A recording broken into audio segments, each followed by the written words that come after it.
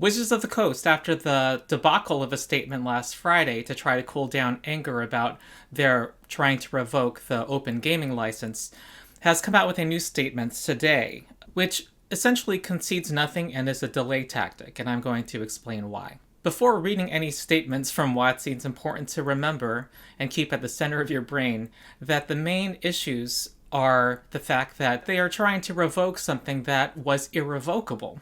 I'll do a video at some point, but in the year 2000, it was not necessary to say irrevocable in an open source like contract in order to make it irrevocable.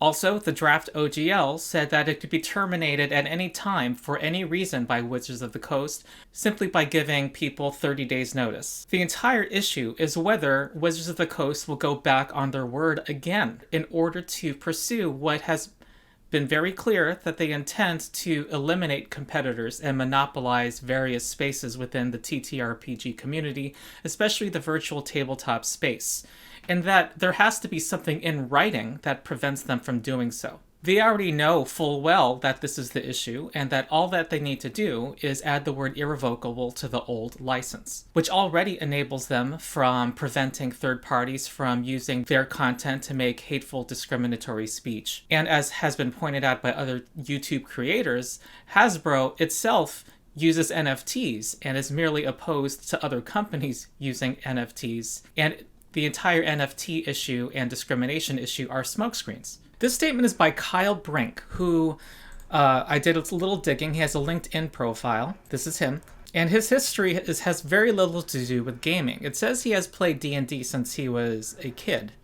But his actual professional experience and his argument to Wizards of the Coast to hire him 2 years ago had much to do, it seems, with his, was the lead game designer of an action-adventure shooter for Activision. He was the game design lead to help improve the appeal and value of iWin's free-to-play social games on the Facebook platform. Then he worked with developing second-screen games to accompany television, and with Vigil rewarded you for your loyalty to shows. Users earned points for their activity on the platform and exchanged them at their mobile and web e-commerce storefronts for physical and digital goods. Then he was head of development for Guild Wars 2. So I'll not read the entirety of this because a lot of it is, there's not much of substance. First, they continue the lie that it was a draft OGL. As was pointed out by many, it was sent out to third-party content creators with a form to sign because it was a finished contract. And the rest of it represents that they want to do the same kind of survey process that they have been doing with the designing of the next edition of the game, 6th edition, aka 1D&D, which is a process I have criticized, by the way, in my videos. I'll link to one at the end. This is what they'll say. On or before Friday, January 20th, we'll share new proposed OGL documentation for your review and feedback. After you review the proposed OGL, you will be able to fill out a quick survey, much like the Unearthed Arcana playtest feedback surveys. The survey will remain open for at least 2 weeks and will give you advance notice before it closes so that everyone who wants to participate can complete the survey. Then we will compile, analyze, react to, and present back what we heard from you. I will say for the end what I think about this survey process and sending out a draft, and speak first on what they say here, which is intended to put out some of the outrage. Megan. Okay, Megan, I will feed you now. First, they say that the changes will not impact at least these creative efforts. First, your video content. Whether you are a commentator, streamer, podcaster, live playcast member, or other video creator on platforms like YouTube and Twitch and TikTok, you have always been covered by the fan content policy. The OGL doesn't and won't touch any of this. Which, by the way, I should point out, a lot of those things that they just listed are covered under fair use, so they don't need WOTC's graces to protect us. But I will just point out that the fan content policy is not generous at all, saying we have the right to stop or restrict your use of Wizards IP at any time, for any reason or no reason. So this is an overreach and something they can't get away with. Next is your accessories for your own content. No changes to the OGL will affect your ability to sell minis, novels, apparel, dice, and other items related to your creations, characters, and worlds. This is not a concession. Remember the phrase from the draft language saying you own your own content, but we can still use it and have an irrevocable, royalty-free ability to use your content. You can still technically own something. The issue is what WOTC can do with what you own. And it was never in question what you could do with what you own. Non-published works, for instance, contracted services. You use the OGL if you want to publish your works that reference 5th edition content through the SRD. That means your commissioned work, paid DM services, consulting, and so on aren't affected by the OGL. This was never at issue. This is not a concession. And we do not need WOTC's graces to be able to charge people for GMing their game.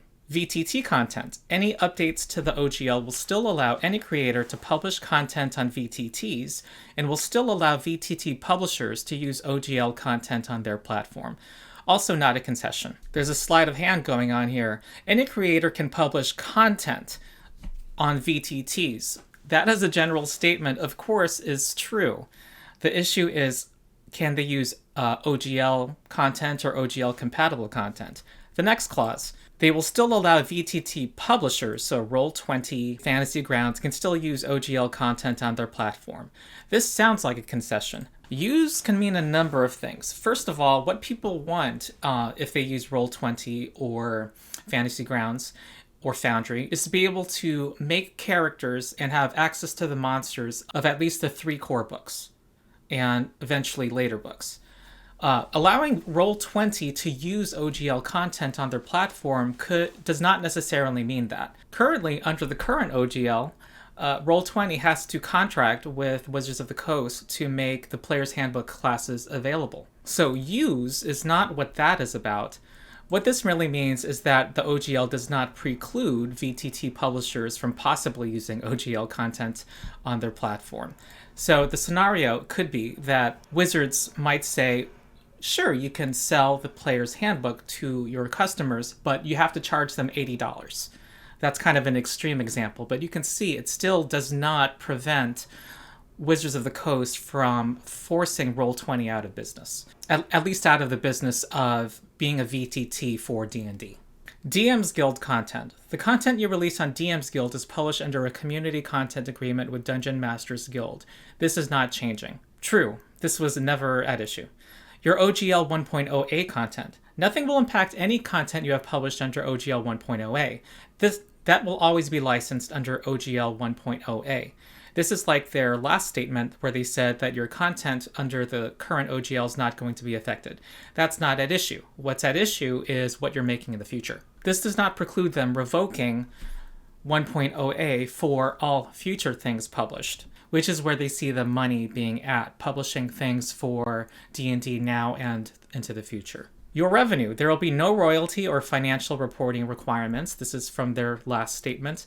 And again, there is no assurance that this will be irrevocable and not subject to change on the whims of WOTC. Your ownership of your content. You will continue to own your content with no license back requirements. Same problem as before. So on the survey process, this is a smokescreen also, because they already know what we want. We want to have assurance that they're not going to go back on their word, and that has to be in writing.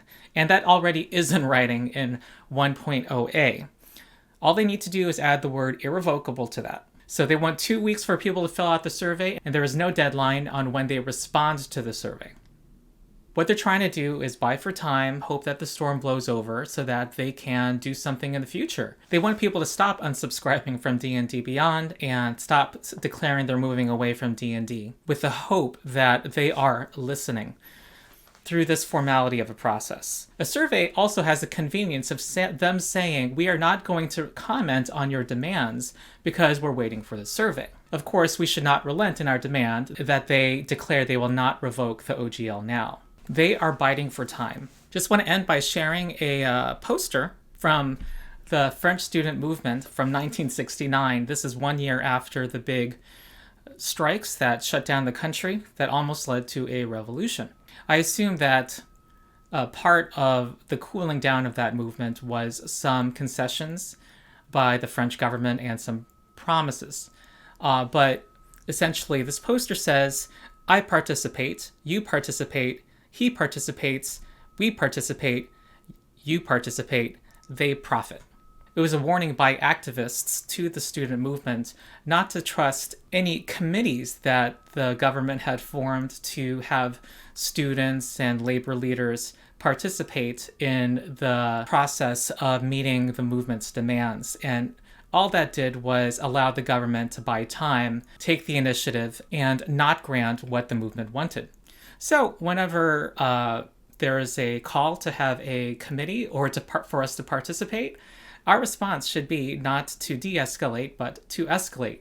Cancel your D&D Beyond subscriptions and also move on to publishers like Green Ronin, Chaosium, Paizo, who are uniting around the org license, the Open RPG Creative License, which will be an irrevocable open source license that no one RPG company will own, so that this hobby is no longer at the dictates of one company that has betrayed the community's trust. When the draft OGL comes out, a true draft, for this survey, I will have comments on it. Remember that in the meantime, anything less than saying that the current OGL is irrevocable is unacceptable. And any changes need to simply use the current OGL as a baseline with 1 or 2 paragraphs added to it. And if they claim that they need to retract that OGL and replace it with something else for some reason, first,